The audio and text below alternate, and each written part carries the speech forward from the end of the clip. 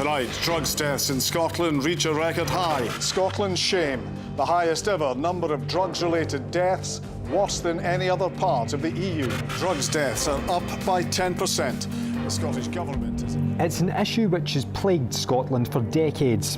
The country has the highest rate of drug deaths per head in Europe.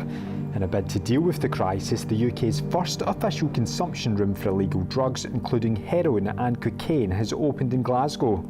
First and foremost, this is a facility that will save lives, and I don't think sometimes you can put a cost on that. All eyes are on Glasgow now. We need to make sure that this works, and we can demonstrate that actually it will make a difference, and that's what's the most important thing here. We need to make sure that we can turn around the drug death crisis, and this is one of the tools in the box to be able to do that.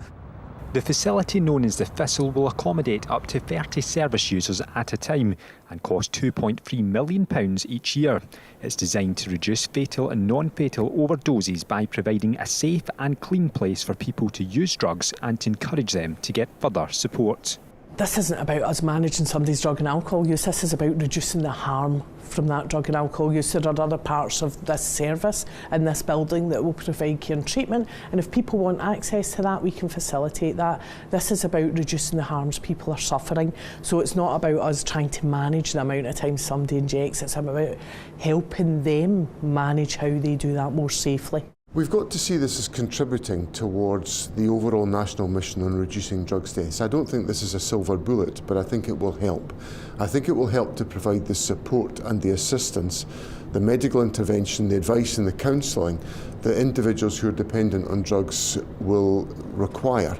The move has been welcomed by many of those on the front line, who believe that while it doesn't offer a quick fix, it will help. Yes, our main goal is always getting people into recovery, but given that there's 400 to 500 people injecting in public spaces in Glasgow city centre on a regular basis, even like we're stood right next to one of those sites. So given that's happening, so for public safety and for the safety of the individuals, having somewhere where they can go, where support could be offered is great. The decision to open a safe consumption room has proved controversial.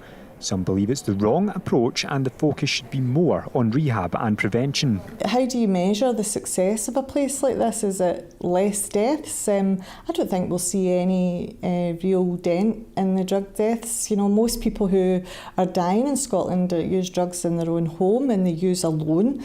So they're not going to travel to this facility to use this facility. There'll be a tiny minority of people who use this facility. I just think it's a terrible indictment on, you know, a system that is completely out of ideas. The launch of the facility comes more than 4 years after Peter Crykent set up his own unsanctioned consumption space in a converted ambulance. He used his own personal experience to try and help those impacted. However, he was charged by police before the case was later dropped.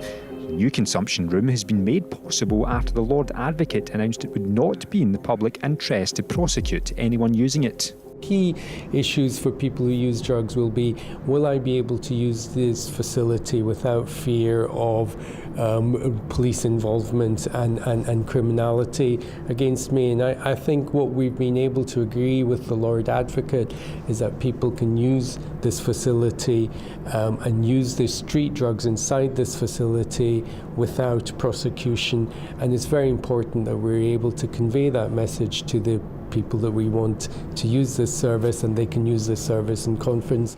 However, the body representing police officers has raised concerns about the practicalities. The concern is going to be, are we going to have an increase in dealers coming to this area who think they're protected because they can't be searched, or they won't be searched, more to the point. There'll be a real concern, and I think we'll really have to monitor what happens here to see whether or not is it going to be a success. We do know that in other countries it would be more successful when individuals are going to the consumption room and then they're given the drug legally within the consumption room, but that's not happening here. So what we have is individuals carrying illegal drugs to the consumption room, and that causes big risks. Well, opinions remain divided on the opening of the safe consumption room. One thing that is clear is that urgent action is required to tackle this national emergency.